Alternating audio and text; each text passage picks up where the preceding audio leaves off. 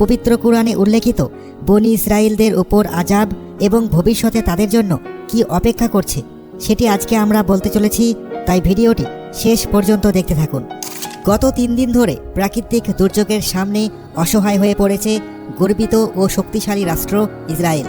টানা 3 দিন ধরে ভয়াবহ বনাঞ্চল জ্বলছে দাবানলে এবং শত চেষ্টা ও আন্তর্জাতিক সহায়তা সত্ত্বেও তা নিয়ন্ত্রণে ব্যর্থ হয়েছে কর্তৃপক্ষ। পরিস্থিতি এতটাই ভয়াবহ যে ইসরায়েলি নাগরিকদের নিরাপত্তার স্বার্থে বিপদসংকুল অঞ্চলগুলো থেকে সরে যাওয়ার পরামর্শ দেওয়া হচ্ছে। এর মধ্যেই নতুন করে সংকট সৃষ্টি করেছে ঘন বালুঝড়। চারপাশ ঘিরে ফেলেছে ধুলার ঘন চাদর, যা দৃশ্যমানতা প্রায় শূন্যে নামিয়ে এনেছে এবং মানুষকে ঘরবাড়ি ছেড়ে নিরাপদ আশ্রয়ে যেতে বাধ্য করছে।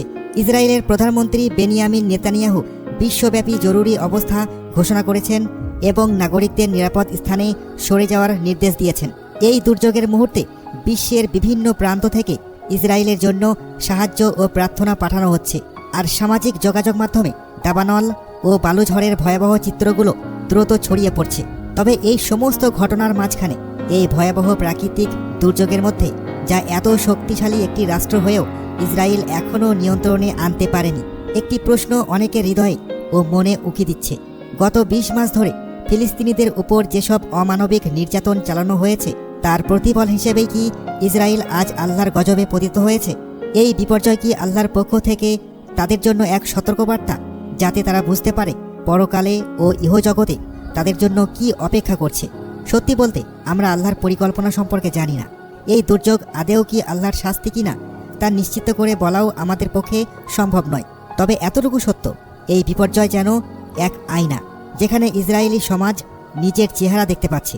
তারা এখন বুঝতে পারছে কি কঠিন সেই মুহূর্ত যখন মানুষকে প্রাণ বাঁচাতে নিজের ঘর ছাড়তে হয়।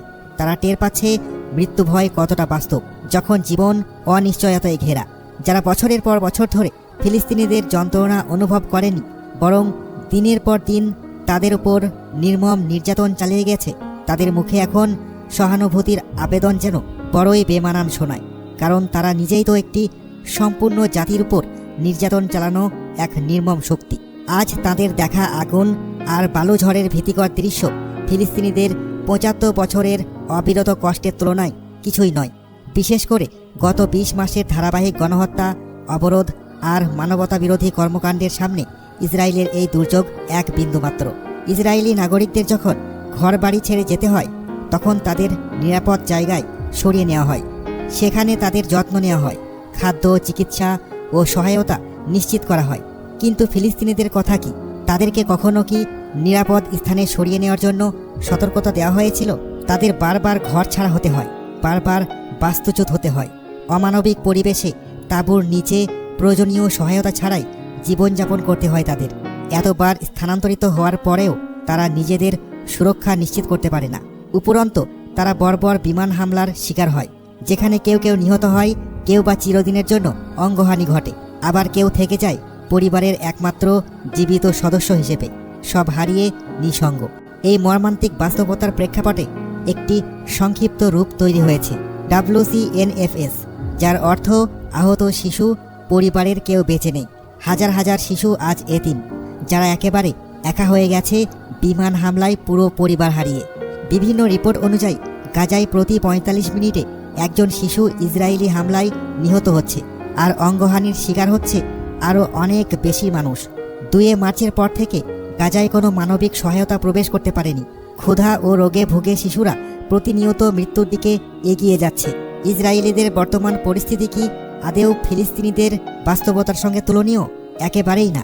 তারা শুধুমাত্র একটি প্রাকৃতিক দুর্যোগের মুখোমুখি, যার জন্য রাষ্ট্রীয় জরুরি অবস্থা জারি করা হয়েছে। পক্ষান্তরে গাজাবাসীরা এক ভয়াবহ মানবসৃষ্ট বিপর্যয়ের শিকার, যেটির প্রতি আজকের বিশ্ব একেবারে চোখ বন্ধ করে আছে। হ্যাঁ, আল্লাহ অতীতেও বনী ইসরায়েলিদের ওপর নিজের ক্রোধ প্রেরণ করেছেন, যখন তারা আল্লাহর আদেশ অমান্য করে জিহাদের মাঠে নামতে অস্বীকৃতি জানিয়েছিল।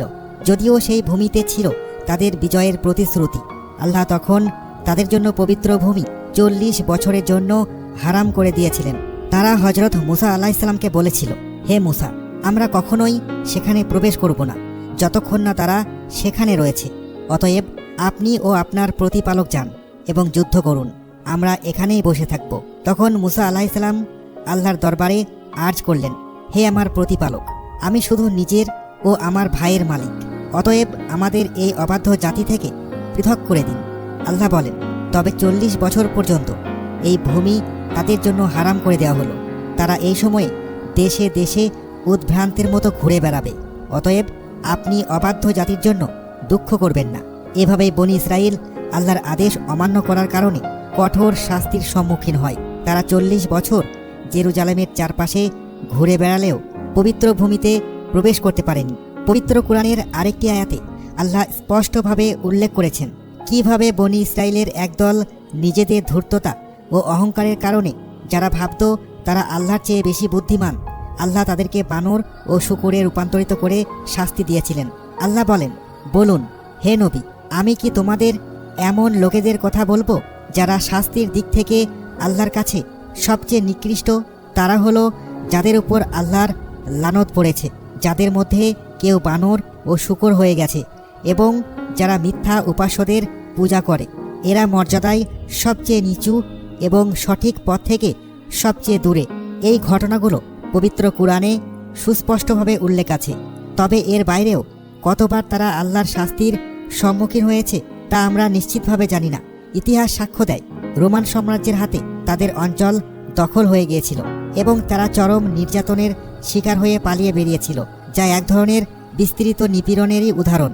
বাস্তবতা হলো আল্লাহ তাআলা বনী ইসরাইল জাতির উপর একটি স্থায়ী অপমান ও লাঞ্ছনার বিধান করে দিয়েছেন। কখনো কখনো তারা সাময়িকভাবে বিজয়ী মনে হলেও সেটি হয় শুধু আল্লাহর আদেশ অমান্য করার ফলস্বরূপ, তাদের প্রতি আল্লাহর পরীক্ষামূলক দৃষ্টিভঙ্গির কারণে।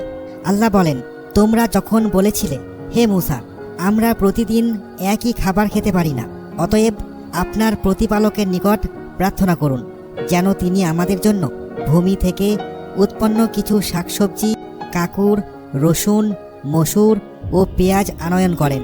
তখন মূসা বলেছিলেন, তোমরা কি উত্তম জিনিসের পরিবর্তে নিকৃষ্ট বস্তু নিতে চাও? তাহলে তোমরা কোনো জনপদে চলে যাও, সেখানে পাবে যেগুলো চাও। এরপর আল্লাহ তাদেরকে অপমান ও দারিদ্র্যে পতিত করলেন। তারা আল্লাহর নিদর্শন অস্বীকার করেছিল এবং অন্যায়ভাবে নবীদের হত্যা করেছিল। ফলে আল্লাহর অসন্তোষ তাদের উপর নেমে আসে। এটি তাদের অবাধ্যতা ও সীমালঙ্ঘনের ন্যায্য প্রতিফল। সুতরাং আজকের এই দাবানল ও ধূলিঝড় এটি হতে পারে তাদের অমানবিক কাজের কারণে আল্লাহর পক্ষ থেকে একটি শাস্তি। এটি হতে পারে কোনো বড় শাস্তির পূর্বাভাস, অথবা আল্লাহ তাদের চোখে আঙুল দিয়ে দেখাতে চেয়েছেন বিশ্বের সব শক্তি থাকার পরেও একটি সামান্য প্রাকৃতিক দুর্যোগের মুখে তারা কতটা অসহায়। যারা জ্ঞানবান ইসরায়েলের অভ্যন্তরে কিংবা বাইরের সমর্থকদের মধ্যে, তারা হয়তো এই ঘটনাগুলো থেকে শিক্ষা নেবে এবং আল্লাহর দিকে ফিরে আসবে। আর যারা অবাধ্য তারা অত্যাচার চালিয়েই যাবে যতক্ষণ না আল্লাহর চূড়ান্ত শাস্তি তাদের উপর নেমে আসে। সেই শাস্তি হবে এমন যার পর আর ফিরে আসার কোনো সুযোগ থাকবে না। আল্লাহ যেন আমাদের সবাইকে হেদায়েত দান করেন, সত্যকে চিনে নেওয়ার তৌফিক দেন এবং আমাদেরকে নেককার বান্দাদের অন্তর্ভুক্ত করেন। আমিন।